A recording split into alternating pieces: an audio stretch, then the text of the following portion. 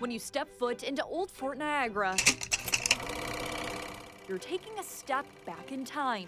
You can come into this site and you can see the sights and hear the sounds and sometimes even smell the smells that would have been here in the 18th century, early 19th century. First constructed by the French in 1726, the fort sits at the mouth of the Niagara River, allowing access to the Great Lakes. The British eventually took control roughly 30 years later. The best way to travel was by the water, and the Great Lakes are this water superhighway to the interior of the continent. And that's why the French and the British, who were the great superpowers of the era, that's why they fought over this place. In 1796, the Jay Treaty transferred power over to the United States. And after a brief back and forth during the War of 1812, U.S. soldiers officially called the fort their home. The U.S. Army billeted people in these old buildings until about World War I, into the 20th century. And then they decided that, without running water and electricity, it was not an ideal place to live.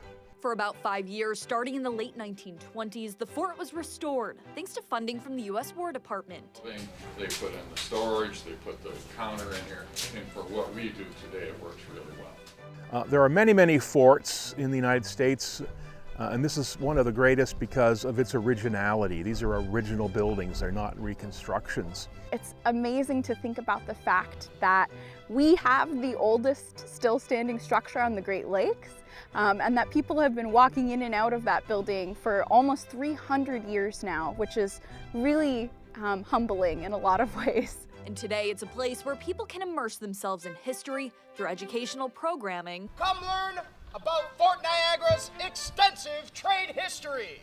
See demonstrations. We are going to shoot a mortar. It will be big. It will be loud. It will be awesome. And you will like it. And learn what it was like to live and work on a fort in the 18th and 19th centuries. Right then, ladies and gents, let's go ahead and begin. Mortar crew, make ready. We bring something to education that you don't get out of a book.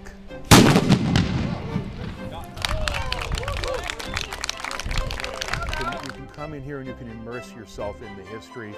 You can ask questions, you can see how people lived. You can really experience it as opposed to just reading about it. Typically, summer is Old Fort Niagara's busy season, but events, including reenactments, are held year-round. A large part of what historic interpretation is not just reciting facts about the past, but finding a way to connect those in a meaningful way to people of the 21st century. People come from all over the world to explore the fort, which sees tens of thousands of visitors each year. It is very important that you can come to a place like this because I think it gives you from some perspective. And here you have a bunch of guys, and they give them each a musket. And we like to think that, people that come here may not have even opened a history book.